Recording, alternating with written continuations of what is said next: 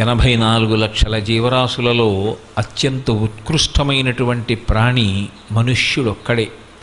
అందుకే జంతూనాం నరజన్మ దుర్లభం అంటారు శంకర భగవత్పాదులు.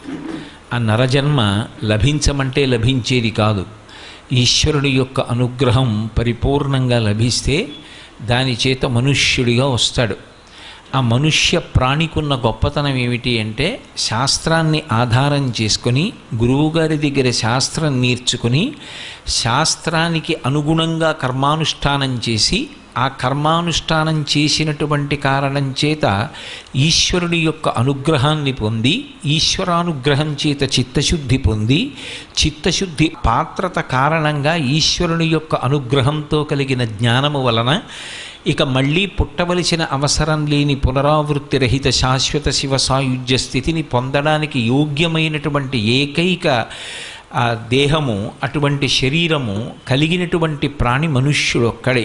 అందుకే మనుష్య ప్రాణి అనేటప్పటికీ అంత విశేషమైనటువంటి స్థాయిని శాస్త్రం కల్పించింది. మళ్ళీ మనుష్యుడు తరించడానికి ఆ పూర్ణత్వాన్ని పొందడం కోసం ఋషులు దార్శనికులై ఆశ్రమం కింద విభాగం చేశారు జీవితాన్ని. ప్రారంభంలో బ్రహ్మచర్యము, తర్వాత గృహస్థాశ్రమము, తర్వాత వానప్రస్థము, వానప్రస్థము తర్వాత సన్యాసాశ్రమము, 4 ఆశ్రమాలు. ఇందులో అందరూ చిట్ట చివరి ఆశ్రమాన్ని ఆశ్రయించినా ఆశ్రయించకపోయినా కనీసం ఈ 3 ఆశ్రమాలలోనైనా తరించే ప్రయత్నం చేస్తారు. తరించుట అంటే దాటుట అని. ఏది దాటుట అంటే జనన మరణ చక్రం నుంచి విడుదల పొందడం, సంసార సముద్రాన్ని దాటడం. పునరపి జననం పునరపి మరణం పునరపి జననీ జఠరే శయనం ఇహ సంసారే బహుదుస్తారే కృపయాపారే పహిమురారే అంటారు శంకర భగవత్పాదులు. ఇందులో మీరు కొంచెం జాగ్రత్తగా గమనిస్తే బ్రహ్మచర్యాశ్రమం అంతా కూడా విద్యాభ్యాసానికి చెందినదై ఉంటుంది. అందుకే బ్రహ్మచారికి ఆర్థికమైనటువంటి ఆంక్షలు కానీ అనుష్ఠాన సంబంధమైన ఆంక్షలు కానీ చాలా విశేషంగా ఏమి విధించరు. ఏకాదశి నాడు ఉపవాసం చెయ్యమని శాసనం చెయ్యరు. లేదా కనీసంలో కనీసం అతను తన అన్నాన్ని తాను సంపాదించుకోవలసినటువంటి అవసరాన్ని కూడా కల్పించరు. అది భిక్షాన్నం తీసుకొచ్చి ఇస్తే తల్లిగా ఆ గురుపత్ని వడ్డిస్తుంది. ఆ గురుపత్ని పెట్టినటువంటి అన్నం తిని 365 రోజులు సంవత్సరంలో చెయ్యవలసిన పని ఏమిటి అంటే అత్యంత శ్రద్ధాభక్తులతో గురువుగారి దగ్గర కూర్చుని విద్యాభ్యాసం చేయడమే. ఆ బ్రహ్మచారిగా ఉన్నప్పుడు ఏ విద్యాభ్యాసం చేశాడో, ఏ విద్యని సముపార్జించాడో అదే అతనికి జీవితాంతం కూడా అతని అభ్యున్నతి కొరకు కర్మానుష్ఠానమునకు ప్రమాణంగా నిలబడుతుంది. అందుకే బ్రహ్మచారికి ఇంకా ఇతర కర్తవ్యములు యథార్థమునకు లేవు. అతని ప్రధాన కర్తవ్యం ఏమిటి అంటే విద్యని సముపార్జించుట ఒక్కటే.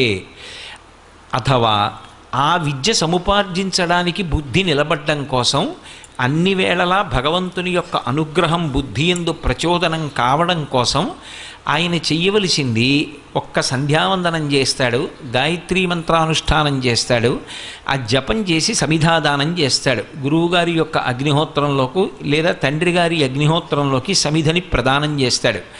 అందుకే బ్రహ్మచారికి అంతగా ధన సంబంధమైనటువంటి విషయంతో ముడిపడేటటువంటి అవసరం ఉండదు. వానప్రస్థు అన్నీ విడిచిపెట్టి ఈ సంసారంలో ఇంతకాలం ఉన్నాను, ఇంత లంపటం అనుభవించాను, ఏదో భార్యని పొందాను, బిడ్డల్ని పొందాను, ఓ ఇల్లు కట్టాను, ఇన్ని సుఖాలు అనుభవించాను, ఈ సుఖాలన్నీ సుఖాలు కావు. ఇవాళ సుఖం అని అనుభవించింది రేపు దుఃఖంలా అనిపిస్తుంది. కాబట్టి ఇవి కాదు సుఖాలు. ఏది శాశ్వతమైన సుఖము అంటే అంబుజోదర దివ్యపాదారవింద చింతనామృతపాన విశేషమత్త చిత్త మీరీతి ఇతర విషయంబు చెరనీర్చు వినుత గుణశీల మాటలు వేయునేలా అంటాడు ప్రహ్లాదుడు. అలా ఎప్పుడూ భగవంతుని యందు మాత్రమే చిత్తముంచుకోగలిగినటువంటి ప్రశాంత స్థితి కావాలి.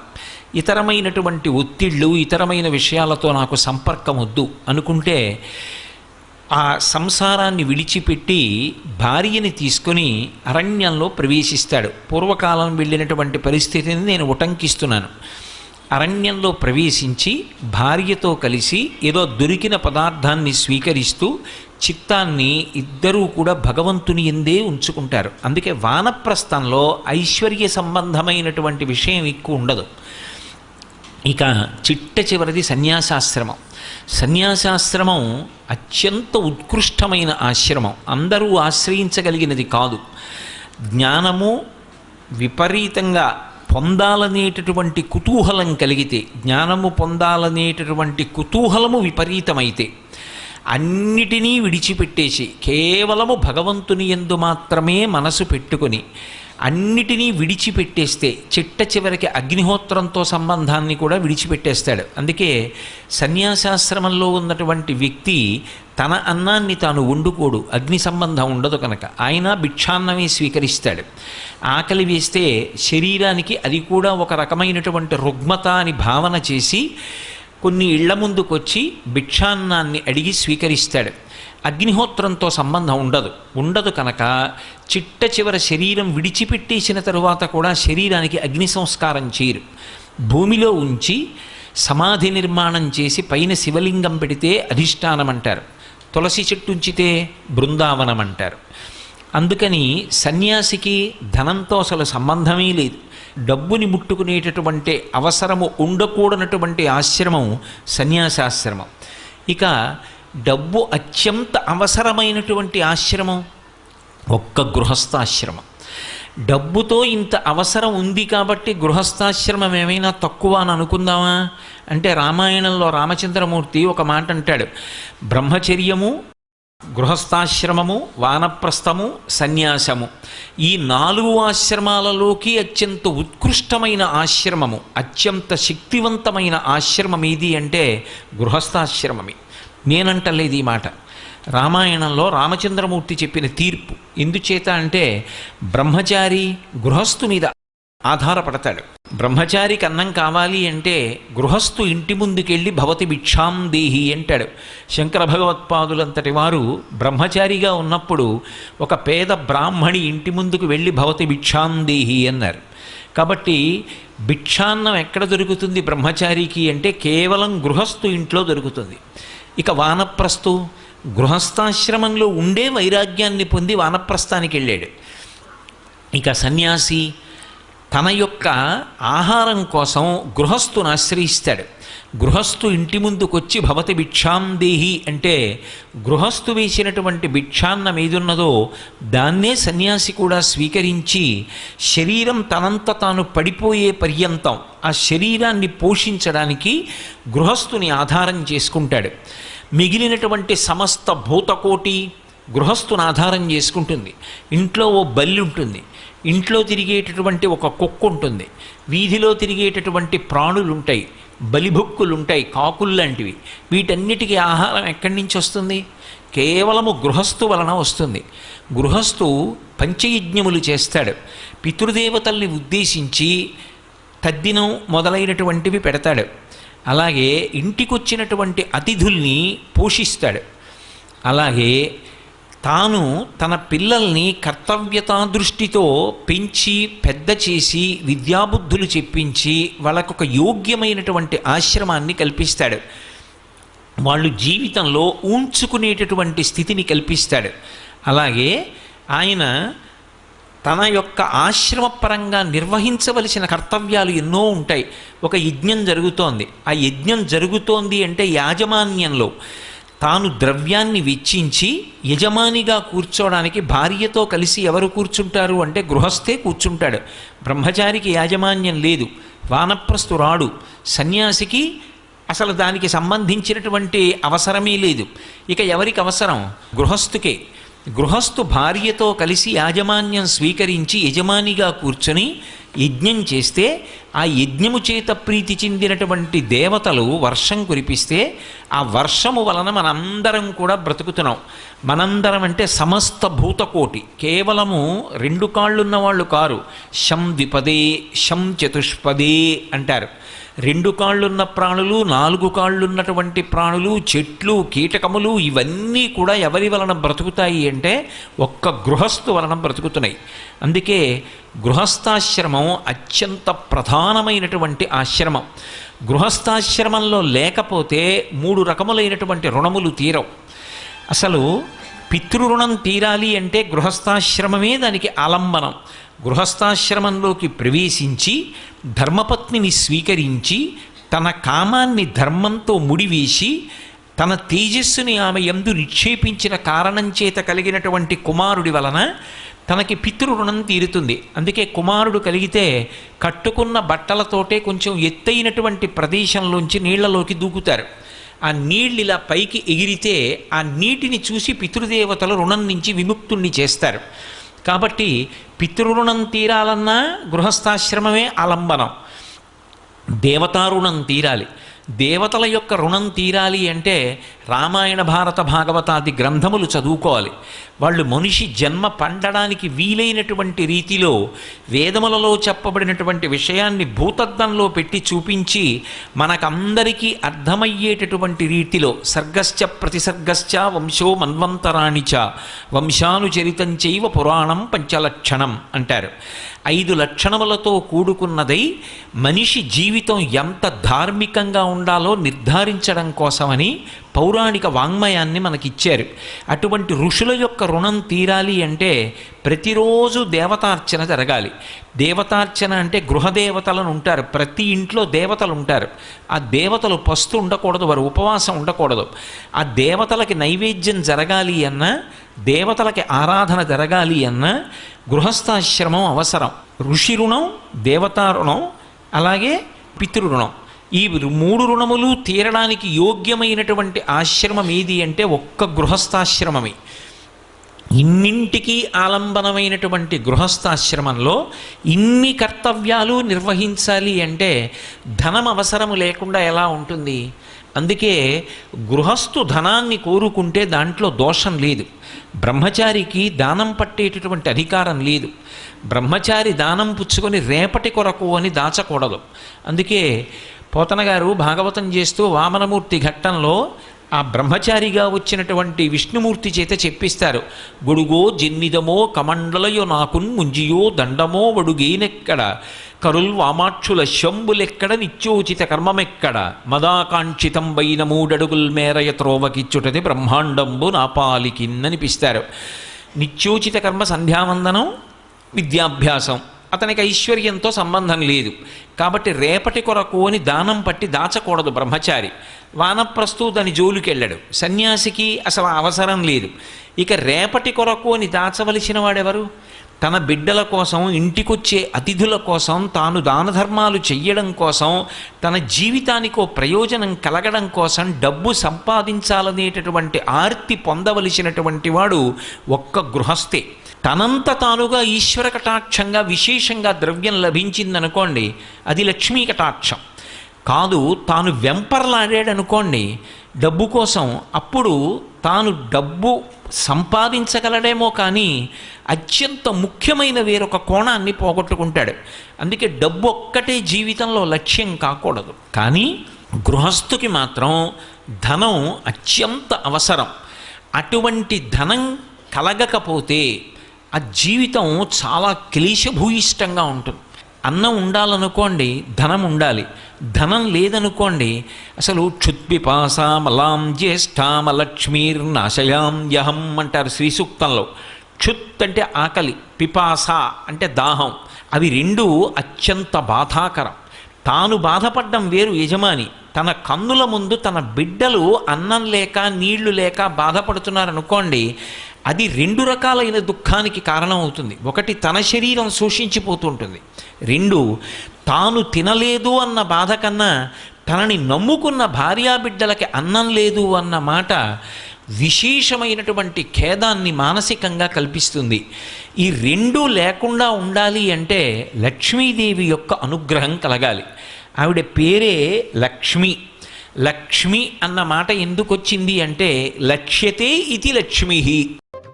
లక్ష్మి అన్న మాట ఎందుకు వచ్చింది అంటే లక్ష్యతే ఇది లక్ష్మి అని. అందరూ ఎవరి చూపు తమ మీద పడాలని కోరుకుంటారో, ఎవరి చూపు పడాలని లోకం కోరుకుంటోందో ఆ తల్లికి లక్ష్మి అని పేరు. అందుకే లక్ష్మీ కటాక్షం అంటారు. కటాక్షం అంటే ఏదో ఇలా కళ్ళు తెరిచి ఇలా ఎదురుగుండా చూడక్కర్లేదు ఆవిడ. ఇలా చూసినా చాలట, ఇలా క్రీగంట చూసిందనుకోండి కటాక్షం అంటారు. కటాక్షం అంటే కడగంటి చూపు, కంటి చివరి నుంచి చూసినటువంటి చూపు, పొట్టి చూపు అంటారు.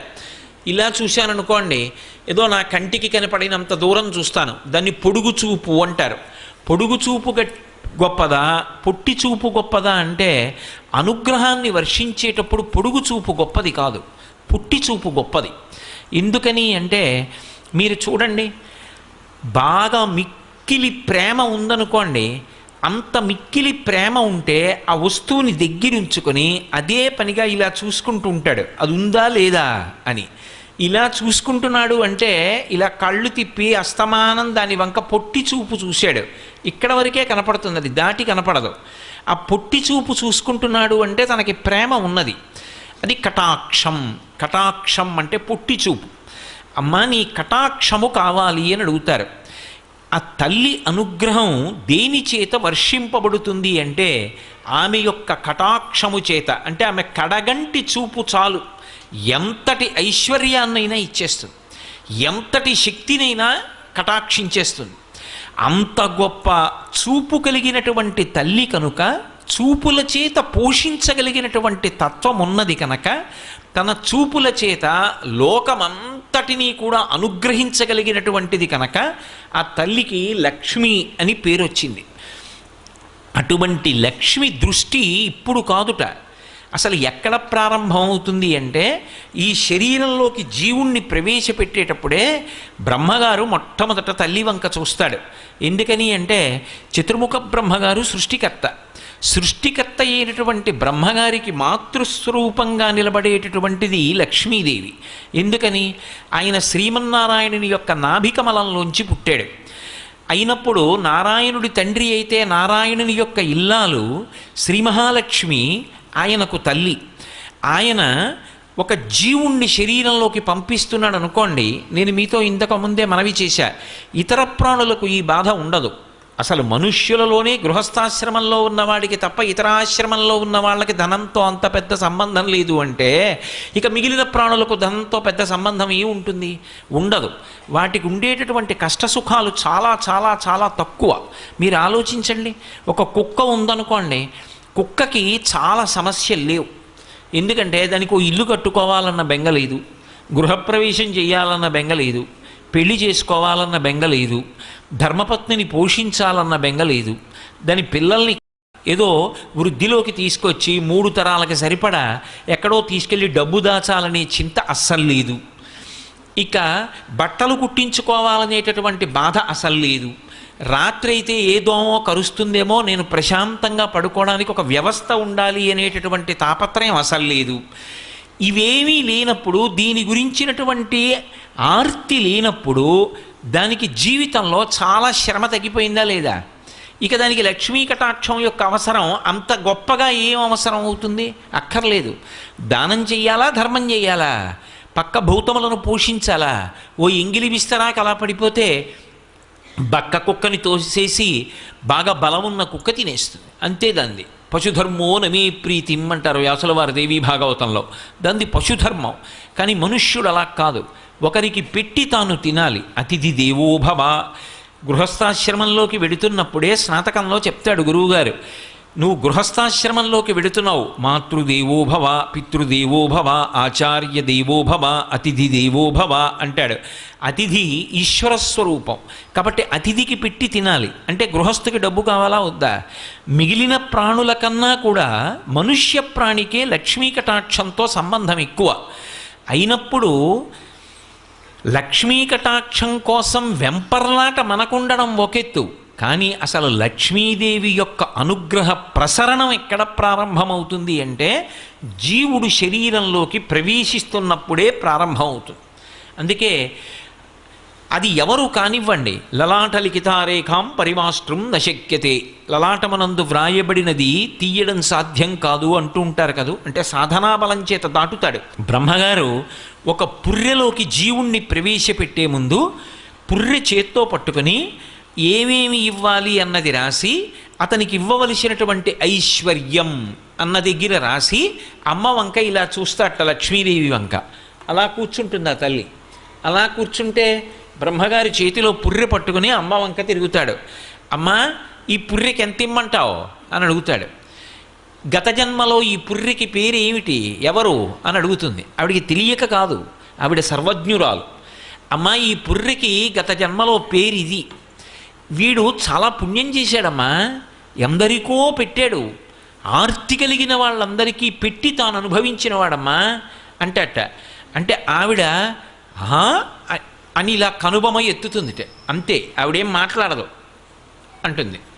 ఆ కనుబొమ అలా ఎత్తిందనుకోండి, యద్ధ్రుభంగా ప్రమాణం స్థిరచర రచనా తరతం ఏ మురారే వేదాంతా తత్వచింతాంబురభిదురసి యత్పాదచిహ్నైత్తరంతి భోగోపోద్ఘాతకీలీచులిఖిత భగవద్వైశ్యరూప్యానుభావా సనశ్రీ స్పృణీతాం అమృతలహరిధీలంఘనీయై అపాంగై అంటారు పరాశర భట్టర్లు శ్రీగుణరత్న కోశంలో. అమ్మవారు అపాంగై అంటే కటాక్షం, కడగంటి చూపు. ఆ మాట బ్రహ్మగారు చెప్పేటప్పటికీ ఆ చేతిలో పట్టుకున్న పుర్రెకి గత జన్మలో ఉన్న పేరు చెప్పేటప్పటికీ ఓ అనుకుని మనసులో అంటుందిట, యద్భ్రూభంగా ప్రమాణం. ఆవిడ కనుబొమ పైకెత్తిందా గొప్ప ఐశ్వర్యవంతుడవుతాడు అని వ్రాసేస్తాడు బ్రహ్మగారు. ఇంటి ముందు ఏనుగులు నిలబడి తొండములనెత్తి ఘీంకరిస్తూ ఉంటాయి. అంతటి గొప్ప ఐశ్వర్యవంతుడవుతాడు. ఆ పేరు విందావిడ. వీడా గత జన్మలలో ఒక్కరికి ఉపకారం చేసినవాడు కాదు, ఒక్క మంచి పని చేసినవాడు కాడు, ఆర్తితో ఉన్న ఒక్కళ్ళకి ఆర్తి తీర్చినవాడు కాడు, ఉన్నదంతా దాచుకుంటే తనదవుతుందని భ్రాంతిలో ఉన్నవాడు. ఆఖరికి శరీరం విడిచిపెట్టినప్పుడు తనతో వచ్చేదేది కనుక కింవానేన ధనేన వాజికరిభిప్రాప్తేన రాజ్యేన కింవా పుత్ర కళత్ర మిత్ర పశుభిర్దేహేన గేహేన కిం జ్ఞాతైతక్షణభంగురం సపతిరోత్యద్యం మనోదూరత స్వాత్మార్థం గురువాక్యతో భజ భజ శ్రీపార్వతీ వల్లభం అంటారు శంకర భగవత్పాదులు. చిట్ట చివరికి తన ఇల్లు, తన బిడ్డలు, తన భార్య, వీళ్ల సంగతి విడిచిపెట్టండి, శరీరమే రాదు. కింవానేన ధనేన వాజికరిభిప్రాప్తేన రాజ్యేన కింవా పుత్ర కళత్ర మిత్ర పశుభిర్దేహేన గేహేన కిం జ్ఞాతైతక్షణభంగురం సపతిరోత్యద్యం మనోదూరత స్వాత్మార్థం గురువాక్యతో భజ భజ శ్రీపార్వతీ వల్లభం అంటారు శంకర భగవత్పాదులు. చిట్ట చివరికి తన ఇల్లు, తన బిడ్డలు, తన భార్య, వీళ్ల సంగతి విడిచిపెట్టండి, శరీరమే రాదు. కల్లరి బొమ్మయవు కాయమ్మునొల్లా అద్దె కొంపలబోలు ఆ లోకముల్లా తను పెంచు దొంగలవు తనయులనొల్లా ఎందుకీ భోగమ్ములిందుకీ మురుపు ముందుచా ఉండంగ మురియంగనగునే అంటారు మానస పూజలో. నిర్దాక్షిణ్యంగా తన శరీరమే అగ్నిహోత్రంలో సంస్కరింపబడి కాలిపోతుంటే జీవుడు లేచి చూసుకుని బాధపడతాడు. అప్పుడు ఏమైంది? తనూభవుడు అంటే శరీరము నుండి ఉద్భవించిన వాళ్ళు ఎవరున్నారో వాళ్ళు పంచుకుంటారు దాన్ని. తనతో పట్టుకెళ్ళినది ఏముంది? తాను చేసినటువంటి పాపపుణ్యములు ఏమున్నాయో ఆ ఒక్కటే జోలె తగిల్చుకుని వెళ్ళిపోతాడు. నేను ఇవాళ ఈ శరీరంలో ఉన్నాను, మళ్ళీ ఇక శరీరంలోకి రాను అని రూఢంగా చెప్పడం అంత తేలికైన విషయం కాదు. ఈ శరీరంలోకి ఎలా వచ్చానో అలాగే ఈ శరీరం నుంచి నిష్క్రమించి ఇంకొక శరీరాన్ని పొందుతాను కొంతకాలం అయిపోయిన తర్వాత.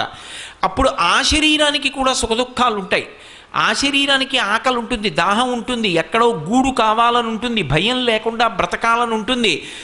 అలా బ్రతకాలి అనుకున్నప్పుడు అవన్నీ నేను పొందాలి అంటే భగవంతుడు చూసేదేది అంటే ఈ జన్మలో నువ్వేం చేశావు, చేసినదేదో అది పునర్జన్మకు కారణం, ఈ జన్మలో చేసింది వచ్చే జన్మకి కారణం కాదు అని సిద్ధాంతీకరించాననుకోండి, అసలు నేను ఈ జన్మలో జాగ్రత్తగా ఉండవలసిన అవసరం ఎక్కడి నుంచి ఉంటుంది? దీని కొరకు నేను ఏం చేసినా ఈశ్వరుడు పట్టించుకోడు, క్షమిస్తాడన్నాను అనుకోండి, అప్పుడు నాకు అసలు ధార్మికమైన జీవనమునందు అనురక్తి ఎందుకు కలుగుతుంది? అందుకే సనాతన ధర్మం మనకు ప్రాణం ఎక్కడున్నది అంటే పునర్జన్మ సిద్ధాంతంలో ఉంది. నువ్వు చేసినవేవో అవి నువ్వే అనుభవించాలి, అందులో పంచుకోవడానికి ఎవరు రారు. అది నీ శరీరము ఖేదపడుతున్నా, నువ్వు బాధపడుతున్నా అది పంచుకోవడానికి మాత్రం ఎవ్వరు ఉండరు, మళ్ళీ నువ్వే అనుభవించాలి.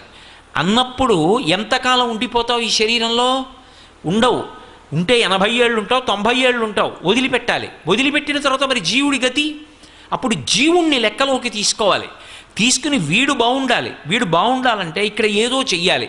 మీరు నన్ను ప్రశ్న వేస్తారు, నాకు తెలుసు. అందరికీ అన్నీ చేయడానికి డబ్బు ఉంటుందా అండి? అందరూ ఇలా హరిహర క్షేత్రాలు కట్టగలరా? అందరూ ఇలా వేదికల నిర్మాణం చేయగలరా అని అడగచ్చు. ఒక్కటి జ్ఞాపకం పెట్టుకోండి, అందరినీ దేవాలయాలే కట్టమని ఈశ్వరుడు ఎప్పుడూ చెప్పలేదు. ఏదో ఒక విభూతిని ఇవ్వకుండా మాత్రం ఈశ్వరుడు పంపడు. నీకు వాక్కు ఇచ్చాడా, నువ్వు పరమ సంతోషంగా భగవంతుణ్ణి కీర్తించు. నీకు 2 చేతులు ఇచ్చాడా, ఆనంద భాష్పాలు పడుతుండగా 2 చేతులు కైమోడ్చి నమస్కరించు. నీకు శక్తినిచ్చాడా, ఒక వృద్ధుడి చెయ్యి పట్టుకొని దారి దాటించు. నీకు ఒంట్లో బలం ఇచ్చాడా, దేవాలయానికి వచ్చి పొద్దున్నే దేవాలయాన్ని తుడు. నీకు ఓపిక ఇచ్చాడా, ఈశ్వరుడు కట్టి విప్పిన బట్ట పట్టుకెళ్ళి ఉతికి ఆరేసి పట్టుకొచ్చి మళ్ళీ దేవాలయంలో అప్పగించు. నీకు ఒక పాట పాడడం వచ్చా, ఈశ్వరుడి దగ్గర కూర్చుని రాజోపచారంలో పాట పాడు. నీకు వాద్యం మ్రోగించడం వచ్చా, వాద్యం ఘోషయామి అన్నప్పుడు వాద్యం మ్రోగించు. నీకు ఇవేమీ కాదా, వచ్చి కూర్చుని జపం చెయ్యి. అన్నిటిలోకి దేవాలయానికి చెయ్యగలిగిన మహోపకారం ఏమిటో తెలుసా? నేను ఆ మాట చెప్తే మీరు తెల్లబోతారు. ఒక గుడికి చేసే మహోపకారం ఏమిటి అంటే గుడికి వెళ్ళడమే. ఎందుకో తెలుసా? ఎంత పెద్ద గుడి కట్టనివ్వండి, ఎంత శోభస్కరంగా కట్టనివ్వండి, చుట్టుపక్కల ఉన్న వాళ్ళు ఎవ్వరికీ గుడి మీద శ్రద్ధ లేదు, ఎవరూ గుడిలోకి రారు. అప్పుడు ఆ గుడి ప్రయోజనం ఏమిటి? అది అత్యంత ప్రమాదకరమైన సంకేతం. భగవంతుడు కూడా ఆర్తో జిజ్ఞాసురర్థార్థీ జ్ఞానీచ భరతర్షభ అన్నాడు. ఆర్తి కలిగిన వాడు, కోరికున్నవాడు నన్ను ఆశ్రయిస్తాడన్నాడు. కోరిక అంటే అమెరికా అధ్యక్ష పదవి కావాలి అని నేను కోరితే మహాదోషం. నేను ఈ దేశానికి రాష్ట్రపతి అయిపోవాలనుకుంటే దోషం.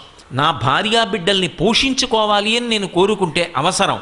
నా కూతురికి ఒక ఆపదొచ్చి ఆ ఆపదొచ్చినటువంటి కూతురు ఆపద నుంచి గట్టెక్కి దాని ఆరోగ్యం బాగుండాలని నేను కోరుకున్నాను అనుకోండి. ఒకప్పుడు నా కూతురు నాలుక తెగిపోయింది.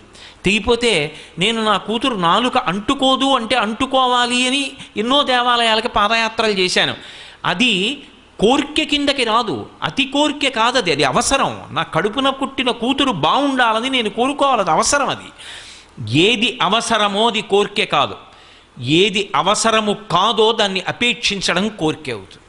అప్పుడు అది ఇస్తే నువ్వు పాడవుతావా, ఇవ్వచ్చా ఇవ్వకూడదా అన్నది ఈశ్వరానుగ్రహాన్ని బట్టి ఉంటుంది. అందుకే వాంఛితార్థ ప్రదాయిని, ఇది నీకు ఇస్తే పాడవంటేనే అమ్మవారి ఇస్తుంది తప్ప ఇది అడిగాడు కదా అని ఇచ్చేస్తే వాడు పాడైపోతాడంటే అమ్మవారు ఇవ్వదు.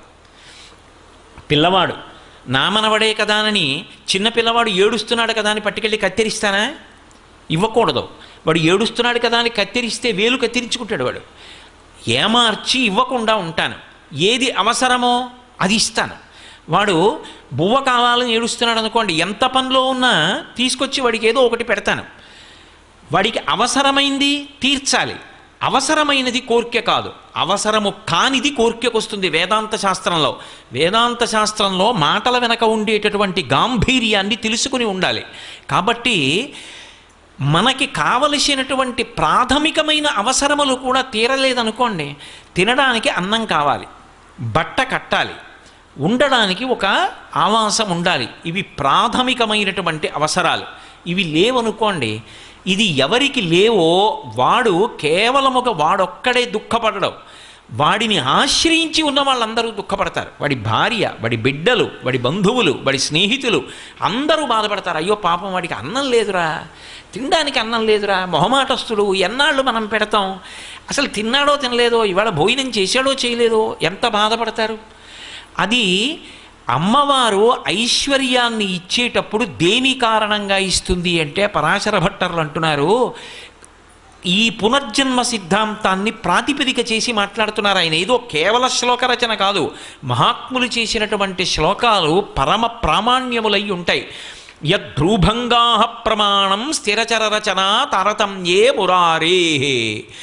ఒకడు మహదైశ్వర్యవంతుడయ్యాడు, ఒకడు నిరుపేద అయ్యాడు. సృష్టిలో ఈ భేదం ఎందుకు రావాలి? అమ్మవారు పరమకారుణ్యమూర్తి కదా, అందరికీ సమానంగా ఇవ్వచ్చు కదా అంటే అది ఆవిడ దోషం కాదు. ఇవ్వడానికి ఆవిడెప్పుడూ సిద్ధమే.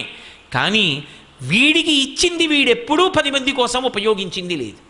తనది తనకే మిగిలిపోవాలని కోరుకున్నాడు తప్ప తానేదైనా చేస్తే దానికి తనకు ప్రతిఫలం ఉండాలని కోరుకున్నాడు తప్ప నాకు ఏమీ అక్కర్లేదు, నేను ఇది ఈశ్వర ప్రీతి కొరకు చేస్తున్నాను. అందుకే పుణ్యము అన్న మాటకు అర్థం ఏమిటంటే నాకు ఇది కావాలి అని నిజానికి అడగడం.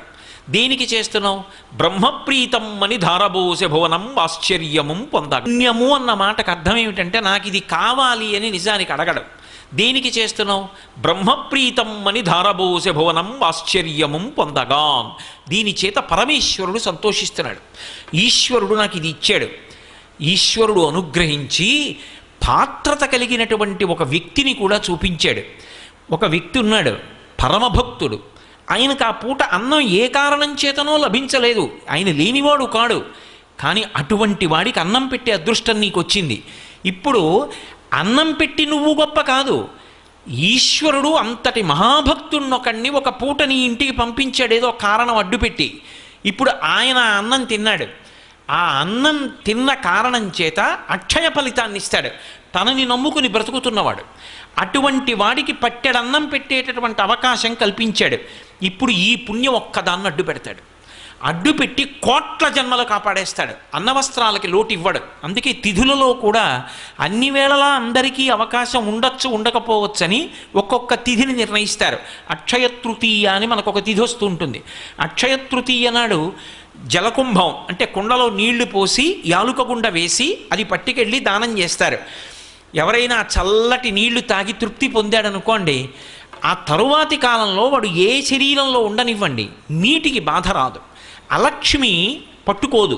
జ్యేష్ఠాదేవి అంటారు, లక్ష్మీదేవి కన్నా ముందు పుట్టింది ఆవిడ. ఆవిడ పట్టుకుందనుకోండి దుఃఖం అనుభవిస్తాడు. ఆ దుఃఖం అనుభవించవలసిన కారణం తొలగిపోతుంది. అందుకే ఒకడు మహదైశ్వర్యవంతుడయ్యాడు, ఒకడు అవలేకపోయాడు అంటే దేన్ని ప్రాతిపదిక చేస్తుంది ఆవిడ అంటే గత శరీరంలో వాడు ఏం చేశాడన్నదాన్ని ప్రమాణంగా తీసుకుంటుంది. యద్భ్రూభంగా ప్రమాణం స్థిరచరరచన తారతమ్యే పురారే వేదాంతా తత్వచింతాం మురభిదురసి యత్ పాదచిహ్నైత్తరంతి భోగోపోద్ఘాతకైళీచులిఖిత భగవత్వైశ్వరూప్యానుభావ సనశ్రీ అస్పృణీతాం అమృతలహరిధీలంఘనీయై అపాంగై. అమ్మా, నీ ఆ కడగంటి చూపు ఉన్నదే, ఆ చూపు కోసం సమస్త లోకములలో ఉన్నటువంటి జీవులు నీ వంక తిరిగి నమస్కారం చేసి చూస్తూ ఉంటారు. అందుకే ఇందిరా లోకమాత అని అమరకోశం లక్ష్మీదేవిని ఉద్దేశించి కేవలము తన కనుబొమ కదలిక చేత అంతటి ఐశ్వర్యాన్ని ఇవ్వగలిగినటువంటి తల్లి. అటువంటి తల్లి అనుగ్రహం కలగలేదనుకోండి, జీవితంలో బాధపడడంతో సరిపోదు, అది నిందకు కారణమవుతుంది. నేను అన్న మాట మీరు జాగ్రత్తగా పట్టుకోవాలి. లక్ష్మీ కటాక్షం అంటే కేవలం డబ్బు వచ్చి పడిపోవడం ఒక్కటే అని అనుకోకూడదు. లక్ష్మీ కటాక్షమునందు అంతర్లీనంగా ప్రతిపాదింపబడిన విషయం ఏ కాలమునందు ఏది కలగాలో దేశకాలముల యందు అది కలగకపోతే ఆ వ్యక్తి నిందకి పాత్రుడవుతాడు. తల్లిదండ్రులు కష్టపడి పిల్లవాడిని పెంచి పెద్ద చేసి విద్యాభ్యాసం చేయించారు. వాడు అక్కడికి రాలేదు, వాడు ఒక్క 4 రూపాయలు సంపాదించలేదు. వాడు ఎంత చదువుకోనివ్వండి, ఒక్క రూపాయి కాసు సంపాదించకుండా తిరుగుతున్నాడు అనుకోండి, అమ్మ తిట్టదు. అమ్మ తిట్టినా తాటాకు మంట. అమ్మకి కోపం ఉండదు అసలు. అమ్మ నోటి వెంట ఎప్పుడైనా ఒక నిందావాక్యం వచ్చింది అంటే ఆశీపురస్సరంగా వస్తుంది తప్ప అసలు అమ్మ బిడ్డడు పాడవ్వాలని తిట్టడం అన్న మాట లోకంలో ఉండదు. అటువంటి తల్లిట బాధపడుతుంట, బాధపడి నింద చేస్తుంది. ఇప్పుడు నింద చేస్తుంది అంటే వీణ్ణి నేను ఎందుకు కన్నానంటే రెక్కలు అలిసిపోయినప్పుడు ఆయనకి ఆసరా అవుతాడు అని కన్నాను. అందుకే కొడుకు ఎవరు అంటే శాస్త్రం కొన్ని మాటలు చెప్పింది. ఏ కొడుకు తండ్రి ఒక చూరు కింద ఉన్నప్పుడు కొడుకుతో కలిసి ఉన్నప్పుడు ఆ కొడుకు తిరుగుతుంటే తండ్రి ఆనందపడిపోతాడో, ఆ చూపు చాలు వాడు తిరుగుతున్నాడు అని ఆనందపడిపోవాలి. తండ్రి పడుకుంటున్నాడు, కొడుకు వచ్చి ఒక్కసారి కాళ్ళొత్తి వెళ్ళాలి తండ్రి గారికి. తండ్రి శంకరుడు, శివాలయంలో కాదు శివుడు ఉండేది. నమశంకరాయచ వేదం చెప్పింది. శంకరుడు ఎక్కడ తిరుగుతాడు అంటే తండ్రి రూపంలో తిరుగుతాడు. తండ్రి ఆర్తి ఎప్పుడూ శుభాలు చెయ్యాలని ఉంటుంది. నేను పాడైనా పర్వాలేదు, నా కొడుకు సంతోషంగా ఉండాలి అని తండ్రి ఆలోచిస్తాడు. అటువంటి తండ్రి కాళ్ళు ఒత్తడం అంటే పరమేశ్వరుడి కాళ్ళు ఒత్తడం. అటువంటి కొడుకు ఒక వయసు వచ్చిన తరువాత కూడా ఒక్క రూపాయి సంపాదించలేదనుకోండి, మాతా నిందతి నాభినందతి పిత భ్రాతా న సంభాషతే భృత్యకుప్యతి నానుగచ్చతి సుత కాంతాపి నాలింగతే అర్ధప్రార్థన శంకయా నకురుతే సల్లాపమాత్రం సుహృత్ తస్మాత్ నైతికమర్ధమార్జన శృణు సఖే విత్తేన సర్వే వశాః. సఖే, ఓ స్నేహితుడా విను అని ఒక ముఖ్యమైన విషయాన్ని ప్రతిపాదిస్తున్నారు. డబ్బు లేకపోతే నిందకి గురైపోతావు. ఎంత డబ్బు అన్న ఆర్తి వద్దు, కానీ సంపాదించాలి, ప్రయత్నం ఉండాలి. ఆ ప్రయత్నం కూడా చేయకుండా ఒక్క రూపాయి సంపాదించకపోతే మాతా నిందతి, అమ్మ నిందిస్తుంది. నాభినందతి పిత, తండ్రి కొడుకుని చూసి సంతోషంగా ఎరా అని ఇలా వెన్నుపామ్మి తట్టడం. నాభినందతి పిత భ్రాతా న సంభాషతే, మేము కష్టపడి సంపాదిస్తాం, వీడొక్క రూపాయి తేడు, అన్నదమ్ములు మాట్లాడరు. భృత్యకుప్యతి, సేవకుడు చెప్పిన పని చేయడు, ఒక్క రూపాయి ఇవ్వలేవు కానీ పనులు చెప్తావా అంటాడు. భృత్యకుప్యతి నానుగచ్చతి సుత, తండ్రి గారి ఇంట్లోకి వస్తూ ఉంటే కొడుకు జలపాత్ర పట్టుకుని ఎదురొచ్చి నాన్నగారు కాళ్ళు కడుక్కోండి అనాలి, ఎదురు రాడు. నానుగచ్చతి సుత కాంతాపి నాలింగతే, భార్య కూడా ప్రియమార ఆలింగనం చేసుకోదు. ఆఖరికి అర్ధప్రార్థన శంకయా నకురుతే సల్లాపమాత్రం సుహృత్. సుహృత్, అతను చాలా మంచి స్నేహితుడు, అతనేమి దోషభూయిష్టమైన నడవడి ఉన్నవాడు కాడు. కానీ అస్తమానం కనపడినప్పుడల్లా డబ్బు అడుగుతుంటే ఆయన మాత్రం ఎక్కడి నుంచి తెస్తాడు?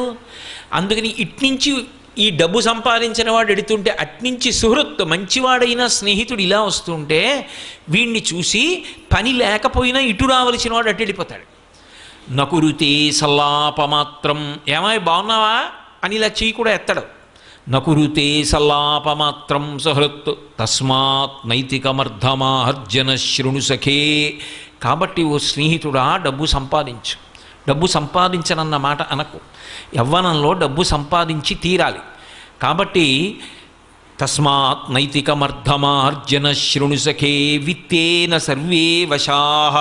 ఆ డబ్బు చేత లోకమునందు సమస్తమైన సుఖములు కలుగుతాయి. కానీ ఒక్కటి గుర్తుపెట్టుకో, నీతి తప్పి సంపాదించవద్దు, అదే సమస్త దుఃఖములకు కారణమవుతుంది.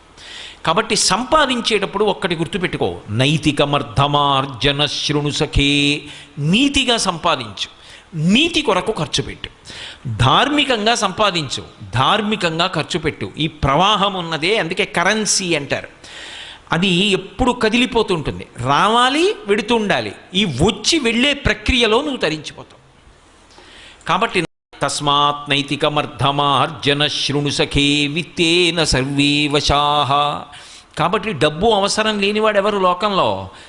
తస్మాత్ నైతికమర్ధమార్జన శృణు సఖే విత్తేన సర్వే వశాః.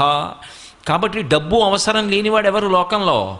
గృహస్థాశ్రమంలో డబ్బు యొక్క అవసరం లేకపోవడం అన్నది ఉండదు. అయితే ఇందులో మీరు ఒక్క విషయాన్ని జ్ఞాపకం పెట్టుకోవాలి. మహాలక్ష్మీ కటాక్షము అనేటటువంటి మాటకు అర్థం కేవలముగా డబ్బు ఒక్కటే అనుకుంటే పొరపాటు. ఎందుచేత అంటే నేను మీతో చెప్పా, లక్ష్మి అంటే లక్ష్యతే ఇది లక్ష్మి, ఆమె చూస్తుంది, మన చేత చూడబడుతుంది. ఎందుకు చూడబడుతుంది అంటే మా వంక చూస్తే బాగుండని చూడబడుతుంది. ఆవిడ ఒక్కసారి నా వంక చూస్తే బాగుండు అని మనం చూస్తాం, ఆవిడ లోకములను ఇలా చూస్తుంటుంది. మరి అదేమిటి? ఆవిడ చూస్తుంటే నన్ను చూస్తే బాగుండని చూడడం ఏమిటి అంటే, ఆవిడ అంతటా చూస్తున్నా ఆవిడ చూపు నీ మీద పడలేదు, అది దరిద్రానికి కారణమైంది. అంతటా చూస్తూ నిన్ను చూడకపోవడం దరిద్రానికి కారణమైతే, అంతటా ఆవిడ చూడడం, అంతటా లక్ష్మిని నింపుతుంటుంది ఆవిడ. అందుకే అసలు కటాక్షము అంటారు, అందుకే ఆవిడ చూపుల చేత పోషిస్తూ ఉంటుంది. లక్ష్మి అంటే లక్ష్మ అని గుర్తుగా ఉంటుంది లక్ష్మి. మీకు నేను ఒక ఉదాహరణ చెప్పాలి అంటే, ఒక ఆయన సభలోకి వస్తున్నారు. అబ్బబ్బబ్బా, మహానుభావుడు ఏమి పాట పాడతారండి, గంధర్వగానం అంటాం కదా, ఎంత గొప్పగా పాడతారండి, ఆయన పాడుతుంటే పక్షులు ఆగిపోతాయండి, ఎంత బాగా పాడతారు. ఇప్పుడు ఆయన అంత గొప్ప గాయకుడు, అంత గొప్ప విద్వాంసుడు, ఆయనకి ఒక పాట వలన అంత కీర్తి వచ్చింది. ఇది ఆయన యందు లక్ష్మ కీర్తికి కారణమైంది, అది కటాక్షం. ఆమె ఆయన యందు అలా చూసి ఆయన కీర్తికి కారణమైంది. ఒక ఆయన సభలోకి వస్తున్నాడు అనుకోండి, మహానుభావుడండి, ఎంతటి పరమభక్తుడండి, ఎప్పుడూ ఈశ్వరుడు ఈశ్వరుడు ఈశ్వరుడు ఈశ్వరుడు, నోరు విప్పితే ఈశ్వరుడు, అసలు ఇంకొకటి అక్కర్లేదండి ఆయనకి, ఎప్పుడు దాని గురించి ఆలోచిస్తూ ఉంటాడు, ఎన్నిటి మధ్యలో ఉన్నట్టు ఉంటాడంతే, సంఘం ఉండదు, ఎప్పుడు ఆలోచన అంతా భగవంతుడి గురించి ఆలోచిస్తాడు. నిద్రపోతుండగా అర్ధరాత్రి లేపండి చెప్పేస్తాడు భగవంతుడి గురించి మీరు ఏమైనా అడిగితే. నాకు మల్లంపల్లి శరభేశ్వర శర్మ గారని మహానుభావుడు ఒక ఆయన మా ఇంటికి వచ్చి రాత్రి పడుకుని రాత్రి 2 గంటలకు కూడా కాళ్ళు ఊపుతుంటే మర్నాడు అడిగా ఏమైనా పడుకోలేదా అని. నాకు రాత్రి పార్వతీ కళ్యాణంలో పద్యాలు గుర్తొచ్చాయో అని అవన్నీ చెప్పారు ఆయన. ఒక్కొక్కరు అలా ఉంటారు, రాత్రింబవళ్ళు భగవంతుడి గురించి ఆలోచన చేస్తూ ఉంటాడు. అటువంటి వాడు వస్తున్నాడు అనుకోండి, అబ్బా ఆయన వస్తున్నారు సభలోకి ఎంత అదృష్టం అంటాం. ఆయన మన ఇంటికి వచ్చారనుకోండి, ఏమి భాగ్యం, ఇవాళ ఇల్లు తరించిపోయింది, అటువంటి వాడింట్లో అడుగు పెట్టాడంటాం. ఆయన వచ్చి అమ్మ కాస్త పట్టెడు అన్నం పెడతారా అని అన్నం తిని వెళ్ళారనుకోండి, ఎంత మురిసిపోతాం. మనం 365 రోజులు తింటాం, కానీ ఆయన వచ్చి తిని వెళ్ళిన రోజేదో అది జ్ఞాపకం ఉండిపోతుంది. మర్రి చెట్టుకి వ్యూహం అంతా చిన్న గింజలో ఉన్నట్టు ఆ వంశం యొక్క అభివృద్ధి అంతా ఆయన వచ్చి తిని వెళ్ళిన ఒక పూట భోజనంలో ఉంది. ఎందుకని? అంతటి భగవద్భక్తుడు. ఆయన భక్తి ఆయన లక్ష్మి, ఆయన లక్ష్మీ కటాక్షం ఆయన భక్తి. ఈ భూమి ఉందనుకోండి, ఈ భూమికి లక్ష్మి ఓర్పు. ఈ భూమికి ఓర్పు లేదనుకోండి, మనందరం చెయ్యకూడదు ఎన్నో చేస్తూ ఉంటాం, అయినా భరిస్తోంది ఆ తల్లి. ఆ భరించగలగడం భూమికి లక్ష్మి. ఒక్కొక్క దాని యందు ఒక్కొక్క తేజస్సు. అగ్ని ఉందనుకోండి, పచనం చేయడం, కాల్చడం దాని లక్ష్మి. ఒక పొలం దగ్గరికి వెళ్ళారనుకోండి, మంచి పండిన పొలం దగ్గరికి వెళ్ళి ఒడ్డున నించున్నారనుకోండి, ఆకుపచ్చగా నిన్నటి వరకు ఉన్నటువంటి పంట ఇవాళ బంగారు వర్ణంలోకి మారి కంకులు ఇలా కొద్దిగా వంగి గాలికి ఊగుతున్నాయి అనుకోండి, ఆ బాగా పండి ఏపుగా ఉండి ఇక కోతకొచ్చినటువంటి ఆ పొలం, ఆ కంకులు వంగి ఉన్నటువంటి పొలం లక్ష్మి. ఓ చెట్టు బోలెడన్ని కాయలు కాసి కనపడింది అనుకోండి, ఒక వసంత ఋతువులో ఒక మామిడి చెట్టు దగ్గరికి వెళ్ళారు, ఎన్ని కాయలో చెట్టుకి ఎటు చూసినా కాయలే, అబ్బా ఇన్ని కాయలో అన్నాం. అన్ని కాయలతో ఉన్న చెట్టు లక్ష్మి. ఒక ఆవిడికి పెళ్ళై 10 ఏళ్ళు అయింది, 4 పిల్లలు, అమ్మా అమ్మా అమ్మా అంటూ 4 పిల్లలతో వస్తోంది. లక్ష్మి, ఆమె పూర్ణత్వాన్ని పొందింది, ఆవిడ అనుగ్రహం ఉంది. ఆవిడ అనుగ్రహం ఉంది కాబట్టి పక్కన పిల్లలు ఉన్నారు, అందుకే పిల్లలతో తల్లి వస్తోంది అనుకోండి, అది గొప్ప శకునం. ఆ కటాక్షం కలగలేదనుకోండి, ఎంత ఐశ్వర్యం ఉన్నా పక్కకెళ్ళి కళ్ళొత్తుకునే వాళ్ళు లోకంలో ఎంతమంది ఉన్నారు. అందుకే ఎక్కడ ఎవరికి ఏది కావాలో అది ఆ సమయంలో దేశకాలాదుల్ని బట్టి అనుగ్రహించబడితే అది లక్ష్మి. అందుకే భర్తృహరి ఒక మాట అంటాడు, ఆపదలందు ధైర్యగుణమంచిత సంపదలందు దాల్మియున్ భూపసభాంతరాళమున పుష్కల వాక్యతురత్వ మాజి మహాపటు శక్తియున్ యశమునందనురక్తియు ప్రకృతి సిద్ధగుణంబులు సజ్జనాళికిన్ అంటాడు. ఓ ఆపద వచ్చిందనుకోండి, జీవితం అంతా ఎప్పుడూ పువ్వుల పాన్ప అలా ఉండదు. నువ్వు తప్పు చేయకపోవచ్చు, అయినా ఆపద వస్తుంది. మన ప్రమేయం లేకుండా వస్తుంది కాబట్టే దానిని ఆపద అంటారు. ఆ ఆపద వచ్చినప్పుడు తాళి తట్టుకుని నిలబడగలగాలి. అలా తట్టుకోలేక నేలబడిపోయాడు అనుకోండి, మృత్పిండం అంటారు. మట్టి ముద్ద కింద పడిపోతే నేల కట్టుకుపోతుంది, అది బంతి అనుకోండి, కింద పడితే పైకి లేస్తుంది. కింద పడిపోకుండా పైకి లేవాలి అంటే ఉత్సాహం ఉండాలి. ఇవాళ ఈ కష్టం వచ్చింది, ఎదుర్కొంటాను, వ్యూహం రచన చేస్తాను, దీన్ని దాటి ముందుకు వెళ్ళిపోతాను తప్ప ఇక్కడ నేను ఆగిపోని, ఇలా నా ప్రస్థానం ఆగకూడదు, నేను ముందుకు వెళ్ళిపోవలసిందే అంతే అనుకున్నవాడెవడో వాడు శ్రీమాన్. వాడు ఎక్కడ ఎవరికి ఏది కావాలో అది ఆ సమయంలో దేశకాలాదుల్ని బట్టి అనుగ్రహించబడితే అది లక్ష్మి. అందుకే భర్తృహరి ఒక మాట అంటాడు, ఆపదలందు ధైర్యగుణమంచిత సంపదలందు దాల్మియున్ భూపసభాంతరాళమున పుష్కల వాక్యతురత్వ మాజి మహాపటు శక్తియున్ యశమునందనురక్తియు ప్రకృతి సిద్ధగుణంబులు సజ్జనాళికిన్ అంటాడు. ఓ ఆపద వచ్చిందనుకోండి, జీవితం అంతా ఎప్పుడూ పువ్వుల పాన్ప అలా ఉండదు. నువ్వు తప్పు చేయకపోవచ్చు, అయినా ఆపద వస్తుంది.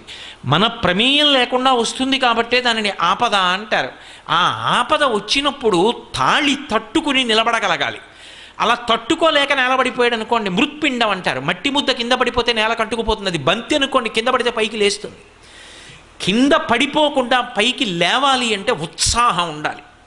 ఇవాళ ఈ కష్టం వచ్చింది, ఎదుర్కొంటాను, వ్యూహం రచన చేస్తాను, దీన్ని దాటి ముందుకు వెళ్ళిపోతాను తప్ప ఇక్కడ నేను ఆగిపోని, ఇలా నా ప్రస్థానం ఆగకూడదు, నేను ముందుకు వెళ్ళిపోవలసిందే అంతే అనుకున్నవాడెవడో వాడు శ్రీమాన్, వాడు లక్ష్మీవంతుడు. అందుకే సుందరకాండలో హనుమ బయలుదేరారు సముద్ర తరణం చేద్దామని. మొట్టమొదట కనపడినటువంటి వాడు మైనాకుడు కనబడ్డాడు. నిపత్యమమ శృంగేషు విశ్రమస్వ యథాసుఖం, ఒక్కసారి నా కొండ కొమ్ము మీద వాలవయా, కాస్త తేనె తాగు, పళ్ళు తిను అన్నారు. అది సంతోషకారకం. కానీ వెడుతున్న కార్యానికి భంగం ఆగిపోతే ముట్టుకుని వెళ్ళిపోయారు.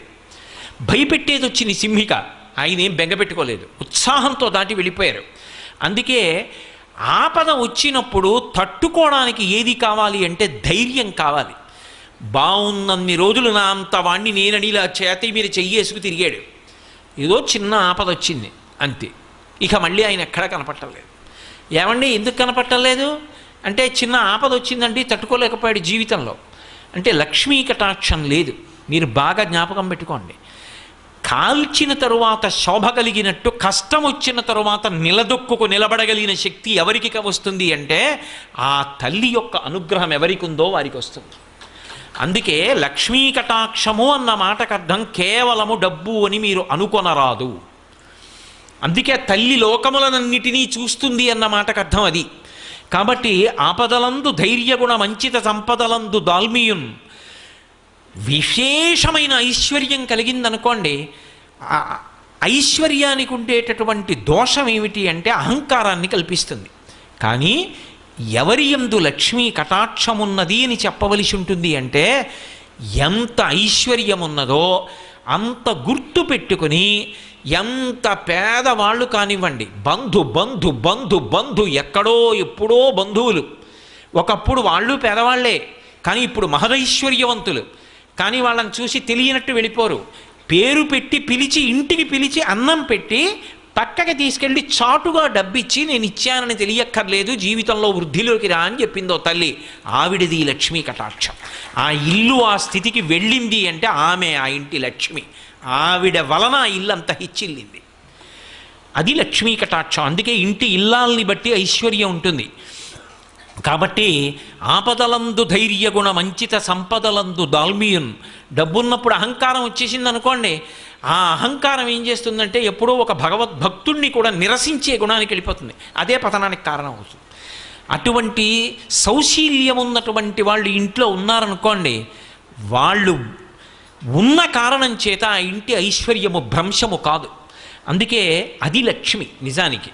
అంచిత సంపదలందు దాల్మియున్ భూపసభాంతరాళమున పుష్కళ వాక్చతురత్వము. ఆయన ఎన్నో చదువుకున్నాడు, ఆయన ఏం చదువుకోనివాడు కాడు, ఎన్నో చదువుకున్నాడు, ఎన్నో తెలుసు ఆయనకి. కానీ కొంతమంది చూడండి పాపం తెలియని వారు కాదు, ఎన్నో తెలుసు. పుస్తకం వ్రాస్తే ఆ పుస్తకం చదువుతుంటే అబ్బా ఏమి దర్శనం చేశారు రా మహానుభావుడు, ఒక్క శ్లోకాన్ని ఎంత గొప్పగా అన్వయం చేశారు ఆయన అనిపిస్తుంది. ఆయన్ని వచ్చి సభలో మాట్లాడమన్నారనుకోండి, సభలోకి వచ్చి కూర్చుంటే ఒక్క విషయం జ్ఞాపకానికి రాదు. కొందరికి ఎంతో విషయ పరిజ్ఞానం ఉంటుంది, సభలో రంజకత్వం ఉండదు, అందంగా ప్రతిపాదించగలిగినటువంటి శక్తి ఉండదు. అంత మాత్రం చేత వాళ్ళు రచయితలు కాకుండా పోరు. కాలమునందు వాళ్ళ పేరు ఎప్పటికీ నిలబడుతుంది. కానీ వాళ్ళకి లక్ష్మీ కటాక్షం ఎలా ఉంది అంటే గ్రంథకర్తగా ఉంటుంది తప్ప ఒక ఉపన్యాసకుడిగా, ఒక ప్రవచనం చేసిన వాడిగా సమాన స్థాయిలో ఆ కీర్తి ఉండదు. అంత మాత్రం చేత వాళ్ళు తక్కువ వాళ్ళన్న మాట అనడానికి వీల్లేదు. నిజానికి ప్రవచనం చేసిన వాడికన్నా కూడా వాళ్ళు చాలా చాలా గొప్పవాళ్ళు. పోతన గారు ప్రవచనాలు చేసి ఉండకపోవచ్చు, అంత మాత్రం చేత పోతన గారు ప్రవచనం చేసిన వాడికన్నా తక్కువ అని మీరు నిర్ధారించగలరా? కాదు. పోతన గారి పేరు చెప్పుకొని, పోతన గారు చెప్పిన పద్యాలు చెప్పుకొని బిరుదులు పొందిన వాళ్ళు ఉన్నారు. పోతన గారి పేరు చెప్పి ఉపన్యాసం చెప్పి ఎంత బాగా చెప్పారండి అనిపించుకున్న వాళ్ళు ఉన్నారు. అది వాడిది కాదు, వండినవారు పోతన గారు, ఆయన యజమాని, వీడు వడ్డించినవాడు. అయినప్పుడు ఆయనే గొప్పవారు. ఆయనది ఆ లక్ష్మీ కటాక్షం, చెప్పుకున్నవాడిది ఈ లక్ష్మీ కటాక్షం. కానీ సభలోకి వచ్చాక జ్ఞాపకం రాలేదనుకోండి, సభలోకి వచ్చాడు, కూర్చున్నాడు, ఏమీ జ్ఞాపకం రావట్లేదు, ఒక్క శ్లోకం గుర్తు రావట్లేదు, ఓ పద్యం గుర్తు రావట్లేదు, ఎందుకు వచ్చాడో గుర్తు రావట్లేదు, ఏం చెప్పాలో గుర్తు రావట్లేదు. అప్పుడు ఎలా ఉంటుంది ఆయన పరిస్థితి అంటే లక్ష్మీ కటాక్షం లేదని గుర్తు. భూపసభాంతరాళమున పుష్కళవాక్చతురత్వము ఆజిబహాపటు శక్తియును. ఓ యుద్ధానికి వెళ్ళాడనుకోండి, బాహువుల యందు పటుత్వం ఉండాలి, యుద్ధంలో ధైర్యంగా దూసుకుపోయి యుద్ధం చేయగలగాలి. తీరా యుద్ధానికి వెళ్ళిన తర్వాత గోడ కలుక్కుమని నిప్పెడుతోంది అనుకోండి, అసలు చెయ్యెత్తలేకపోతున్నాడు అనుకోండి, ఇంకేం లక్ష్మీ కటాక్షం. ఆజి బాహుపటు శక్తియున్ యశమునందు అనురక్తియు. నేను కీర్తివంతుణ్ణి కావాలన్న కోరిక ఉండి తీరాలి వ్యక్తికి. అది లేదనుకోండి, ఆ వ్యక్తి లక్ష్మీ కటాక్షమునకు అర్హుడు అని చెప్పడము సాధ్యము కాదు. అందుకే ఒకటి గుర్తుపెట్టుకోండి, మనిషి జీవితంలో ఈశ్వరుడు ఏదో ఒక విభూతిని ఇవ్వనివాడన్నవాడు ఉండడు. ఏదో ఒక విభూతి ఇవ్వబడుతుంది, ప్రతి వారికి ఇస్తాడు ఈశ్వరుడు. నీకేది ఇచ్చాడన్నది నువ్వు జ్ఞాపకం పెట్టుకోవాలి, నువ్వు తెలుసుకోవాలి. గుప్తంగానో బాహ్యంగానో అరహసి రహసి స్వతంత్ర బుద్ధ్యా అంటారు శంకర భగవత్. గుప్తంగానో బాహ్యంగానో అరహసి రహసి స్వతంత్ర బుద్ధ్యా అంటారు శంకర భగవత్పాదులు శివానంద లహరిలో. అది అతని జీవితం ఒడ్డెక్కడానికి, అతని జీవితం తరించడానికి కారణమవుతుంది. ఎందరో పెద్దలు ఉన్నారు. డొక్కా సీతమ్మ గారని మా తూర్పుగోదావరి జిల్లాలో ఉండేవారు మహాతల్లి. ఆవిడ ఇంటికొచ్చిన వాళ్ళకి అన్నం పెట్టడానికి అందవేసిన చెయ్యి, అంత ప్రేమతో అంత ఆర్తితో అన్నం పెట్టేది. అటువంటి తల్లి శరీరం విడిచిపెట్టిన రోజున ఆకాశంలో జ్యోతి రూపంలో వెడుతుంటే ఇద్దరు మహావిద్వాంసులు అగ్రహారంలో కూర్చుని మాట్లాడుకుంటున్నారు అమలాపురం దగ్గర. ఆవిడ జ్యోతి వెడుతుంటే చూసి వాళ్ళిద్దరూ లేచి నిలబడి నమస్కారం చేసి, ఎవరో ఒక మహాపురుషుడు శరీరం విడిచిపెట్టాడు, ఊర్ధ్వలోకాలకి జ్యోతి వెళ్ళిపోతోంది అని చెప్పి నమస్కరించారు. భగవాన్ రమణులు శరీరం విడిచిపెట్టినప్పుడు జ్యోతి అరుణాచలానికి గిరి ప్రదక్షిణం చేసి గిరిలోకి ఎలా వెళ్ళిందో, డొక్కా సీతమ్మ గారిలోని జ్యోతి అలా ఆకాశంలో ప్రయాణం చేసి ఊర్ధ్వలోకాలకు వెళ్ళింది. ఎప్పటావిడో కాదు డొక్కా సీతమ్మ గారంటే, ఇప్పటికీ పీగన్నవరం దగ్గర ఆవిడ పేరు మీద అక్విడెక్ట్ ఉంది, ఆవిడ నివసించిన ఇల్లుంది, ఆవిడ అన్నం పెట్టిన గదులున్నాయి. ఆ తల్లి ఈ మధ్య కాలం వారు ఆఖరికి కలెక్టర్ గారితో కబురు చేశారు డొక్కా సీతమ్మ గారికి. ఎవరు? భారతదేశం వాళ్ళు కాదు, లండన్లో యువరాజు పట్టాభిషేకం చేసుకుంటూ ఇంతమందికి అన్నం పెట్టిన తల్లి వచ్చి నాకు ఆశీర్వచనం చెయ్యాలని కలెక్టర్తో కబురు చేశారు విమానంలో తీసుకురమ్మని. నేను రానన్నారు ఆ తల్లి. రానంటే ఆవిడ చిత్రపటం గీయించి పంపించమని డొక్కా సీతమ్మ గారి చిత్రపటాన్ని పక్కన పెట్టుకుని ఆవిడ పాదాలకు నమస్కారం చేసి వైస్రాయిగా పట్టాభిషేకం పొందాడు. అది ఈ దేశ ఔన్నత్యం. దానం చేసి అన్నదానం చేసి డొక్కా సీతమ్మ గారు ఆ స్థాయిని పొందారు. తరించడానికి కారణం కాలా? ఒక గృహస్థుగా ఆఖరికి అమ్మ అన్నం తినేసి వచ్చామమ్మా, కడుపు నిండుగా ఉంది తల్లి, ఒక్కసారి మిమ్మల్ని చూడ్డానికి వచ్చామంటే ఆవిడ ఏం చేసేవారు ఒకటి తెలుసా? చెయ్యి చాపరా అని వచ్చిన వాళ్ళందరికీ కాస్త చింతకాయ పచ్చడి వేసి నాకమని మంచినీళ్ళు ఇచ్చేవారు. ఆవిడ చేత్తో చేసిన చింతకాయ పచ్చడి అంత రుచిగా ఉండేది, తప్ప పెట్టకుండా పంపించేవారు కాదు. ఇంటికి వస్తే ఏదో ఒకటి పెట్టి పంపించాలి. ఆవిడ ఆర్తి చివరికి ఏమైందంటే ఐశ్వర్యం అంతా అయిపోయింది, ఏమీ లేదు. భర్త గారు బాధపడ్డాడు. ఎందుకు బాధపడతారు? మనం చేసేది మంచి పని, పరమేశ్వరుడు చేయిస్తాడన్నారు. పొలం దున్నుతుంటే బిందెలు దొరికాయి, బిందెల్లో బంగారపు కణికలు దొరికి ఆవిడ చేసిన అన్నదానం కొనసాగింది. ఈశ్వరుడు కాపాడలా? కాబట్టి విభూతి ఇవ్వబడని వాడు లోకంలో ఉండడు, నువ్వు గుర్తించాలంతే. దాని పీక నొక్కేస్తే ఈశ్వరుడు ఏం చేస్తాడు? ఇచ్చాడు, దాన్ని నేను తెలుసుకోను, దానితో నాకు సంబంధం లేదు, నాకు దాచుకోవడం ఒక్కటే నాకు కావాలి, నాకు తరించే మార్గం అక్కర్లేదంటే ఆయన ఏం చేస్తాడు? మనలో నిజంగా అనుకుంటే ప్రతిరోజు వచ్చి గుడి తుడుద్దామంటే తుడవడం కష్టమైన వాళ్ళం ఎంతమంది ఉంటాం? వారానికి ఒక్కసారి గుళ్ళో బట్టలు తీసుకెళ్ళి ఉతికి ఆరేసి పట్టుకొచ్చి ఇస్తామంటే కష్టమైపోయిన వాళ్ళం ఎంతమంది ఉంటాం? అది కష్టమా? లేకపోతే ప్రతిరోజు కనీసం వారానికి నేను ఒక్క చిన్న పద్యం నేర్చుకుంటాను అంటే వారానికి ఒక్క పద్యం నేర్చుకోవడం అంత కష్టమా? వారానికి ఒక్క పాదం నేర్చుకుంటాను, పోతన గారి పద్యాల్లో ఒక్క పాదం నేర్చుకుంటాను వారానికి. చిత్తశుద్ధితో ప్రయత్నిస్తే అంత కష్టమా? 108 తక్కువ కాకుండా గాయత్రి విడిచిపెట్టకుండా చేస్తాను, కష్టమా? బొట్టు పెట్టుకోవడం మానను, అంత కష్టమా? కానీ అని వదిలేసిన వాడికి అన్నీ వదిలేయచ్చు. ఇది పట్టుకుంటానన్నవాడు ఏది పట్టుకున్నా తరిస్తాడు. పట్టుకోవడానికి ఆవిడ ఏదో ఒకటి ఇస్తుంది, ఇవ్వకుండా మాత్రం ఉండదు. కాబట్టి అలా పట్టుకుని తరించిపోతాడు. అది లక్ష్మీ కటాక్షం. అందుకే మీరు బాగా గమనిస్తే లక్ష్మి ఎక్కడ ఉంటుంది అంటే అసలు ఆవిడ ఉండని ప్రదేశం ఉండదు. ఆవిడ ఎప్పుడూ అంతటా చూస్తూనే ఉంటుంది. దృశాద్రాఘీయస్యాదరదలిత నీలోత్పల రుచ దవీయాంసం దీనం స్నపయ కృపయా మమపి శివే అంటారు శంకర భగవత్పాదులు. అటువంటి తల్లి యొక్క చూపు పడలేదనుకోండి, సారహీనమైపోతుందంతే దేశం. ఆ తల్లి అనుగ్రహాన్ని కోల్పోయారనుకోండి, జాతి జాతి నిర్వీర్యమైపోతుంది. లక్ష్మీ కటాక్షం లోపించింది అని గుర్తేమిటంటే ఒకరికి డబ్బు లేకపోవడం కాదు. మీరు బాగా ఈ విషయాన్ని దృష్టిలో పెట్టుకోవాలి. ఒక వ్యక్తి సమస్యగా అయితే వ్యక్తికి ఒకడికే దరిద్రం. అసలు దేశమే లక్ష్మీ కటాక్షాన్ని కోల్పోయిందనుకోండి, ఆ భక్తి పోయిందనుకోండి, పోయిన నాడు ఆవిడ అనుగ్రహం పోతే మొట్టమొదట నశించిపోయేదేదో తెలుసా? ఉత్సాహం నశించిపోతుంది, జడత్వం వస్తుంది. అందుకే జడత్వాన్ని ఎవరు తీసేస్తారు అంటే మళ్ళీ అమ్మవారే తీస్తుంది.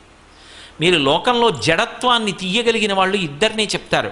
ఒకటి అమ్మవారు, రెండు స్వామి హనుమ. అందుకే మీరు చూడండి, బుద్ధిర్యశో బలం ధైర్యం నిర్భయత్వం అరోగత అజాడ్యం వాక్పటుత్వంచ హనుమత్ స్మరణాద్ లభేత్. హనుమని స్మరించినంత మాత్రం చేత అజాడ్యం. అమ్మవారి పాదాలు పట్టుకుంటే అవిద్యానామంతస్తిమిరమిహిరోద్వీపనగరి జడానాం చైతన్యస్తబకర్మకరంద శృతిశరీ దరిద్రాణం చింతామణి గుణనిక జన్మజలధౌ నిమగ్నానాం దంష్ట్రా మురరిపు వరాహస్య భవతి. జడత్వం అంటే ఏమిటో తెలుసా? అన్నీ వింటాడు, ప్రతిస్పందన ఉండదు. వింటాడు, గంటలు గంటలు వింటాడు, రోజులు రోజులు వింటాడు, తాను విని చేసినది అన్నది ఏదీ ఉండదు. శృణ్వంతప, ఆ వినడం మీద అనురక్తి ఉంది, అంతవరకు మంచిది అనుకోవాలి తప్ప ప్రతిస్పందించి చేసింది ఉండదు. మీరు చెప్పండి ఊ అండవు, ఓ అండవు, నేను చేస్తానడు చెయ్యనండవు. ఒరే రేపటి నుంచి ఒక్కసారి గుడికి ఎదురుగుండా ఉన్నావురా, ఒక్కసారి అలా వెళ్ళి ప్రదక్షిణం చేసిరారా అంటాడు. లేవడు, వెళ్ళడు, గుళ్ళోకి వెళ్ళడు, ప్రదక్షిణం చేయడు, నమస్కారం చేయడు. జడత్వం అంటే అలసత్వం. దీన్ని ఎవరు పోగొడతారంటే అమ్మవారు పోగొడుతుంది. అందుకే అది సామూహికంగా అందరికీ కలిపి లక్ష్మీ కటాక్షం ఏమి అంటే ఉత్సాహం.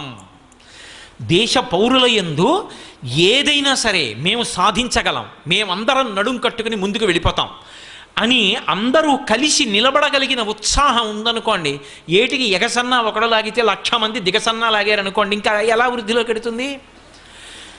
చెయ్యి చెయ్యి కలిసి నడుద్దాం అన్న ఉత్సాహం ఉందనుకోండి, అది లక్ష్మి. లక్ష్మీ కటాక్షం తరిగిపోతోందని గుర్తేమిటో తెలుసా? అసలు ఏ ఉత్సాహం లేకుండా జడత్వంతో ఉండిపోతే లక్ష్మీ కటాక్షం లుప్తమైపోతోంది అని గుర్తు. అందుకే మీరు కొంచెం జాగ్రత్తగా గమనించండి. ఎప్పుడైనా పౌరాణిక వాంగ్మయాన్ని మీరు పరిశీలిస్తే లక్ష్మీ కటాక్షము తొలగిపోయినది అనడానికి కొన్ని సూచనలు చెప్తారు.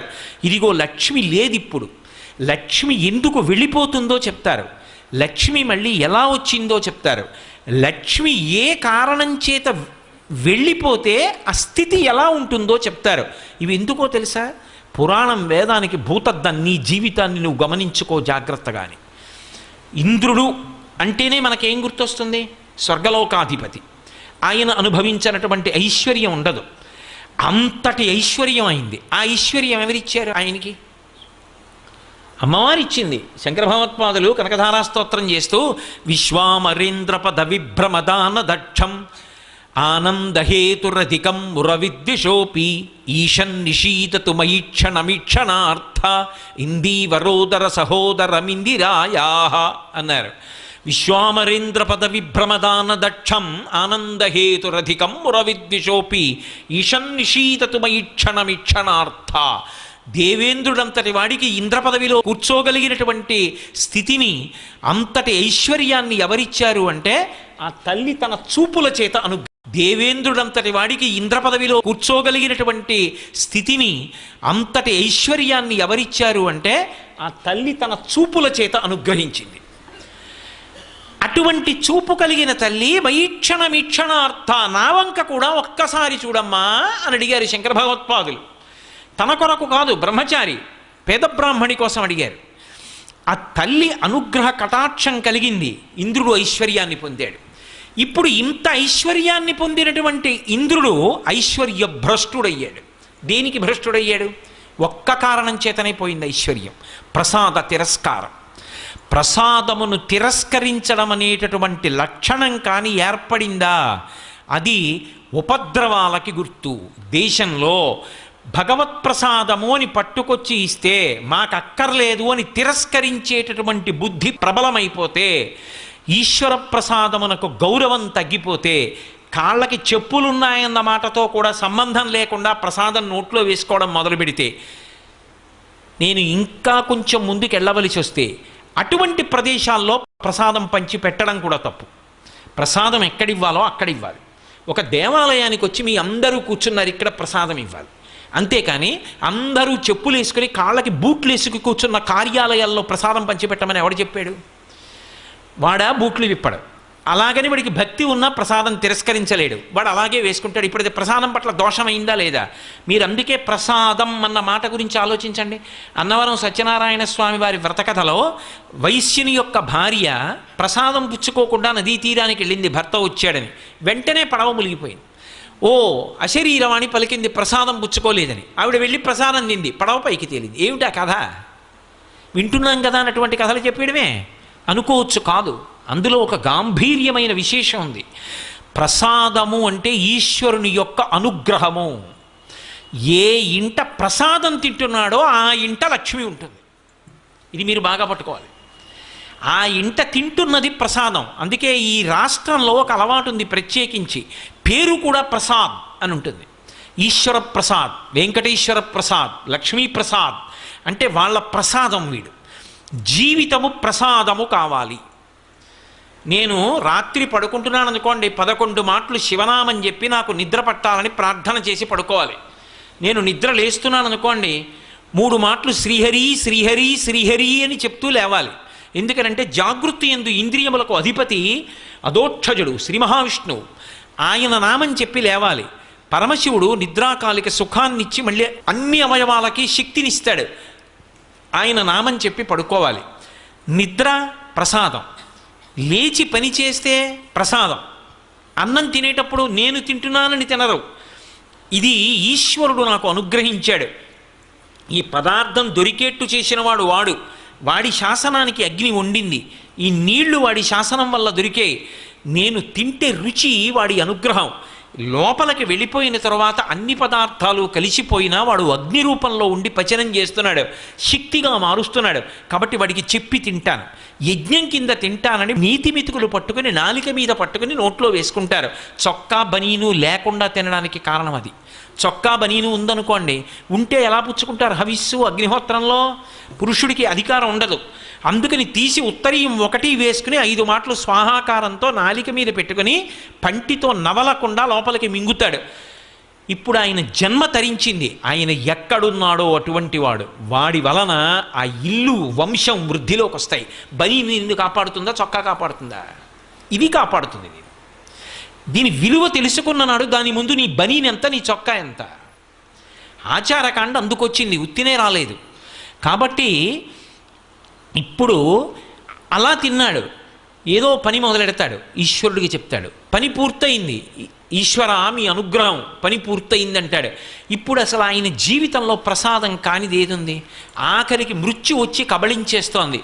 ఈశ్వర మీ అనుగ్రహంతో ఇన్నేళ్ళు శరీరంలో ఉన్నా, కొడుకుల్ని చూశా, కోడళ్ళని చూశా, కూతుళ్ళు, అల్లుళ్ళు, మనవలు, ముని మనవలు చూశా, మీ అనుగ్రహంతో ఏదో బ్రతికున్నన్నాళ్ళు మీ గురించి చెప్పుకున్నా, ఇది వదిలిపెట్టేస్తున్నాను, ఈ తోలుతిత్తి మీ పాదపంజరంలోకి వచ్చేస్తున్నాను, ఎక్కువ ఆయాసం లేకుండా విడిపించేయండి అని నమస్కరించి దీన్ని కూడా ప్రసాదంగా వదిలిపెట్టేస్తాడు. ఇప్పుడు అసలు జీవితమే ప్రసాదం. ఇప్పుడు ఆ ప్రసాద బుద్ధితో అనుభవించినంత కాలం ఈశ్వరుడి అనుగ్రహం ఉంటుంది.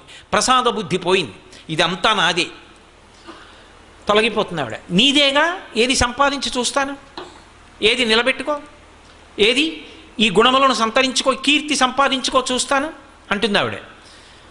చిన్న వైక్లభ్యం ఒకటి వచ్చిందనుకోండి, అక్కడతో అయిపోయిందంతే. కంఠంలో జీర వచ్చిందనుకోండి, గట్టిగా మాట్లాడితే కంఠంలో పోటు వస్తోంది, ఏది ఏం మాట్లాడతాడు? అయిపోయిందా అక్కడతో కీర్తి?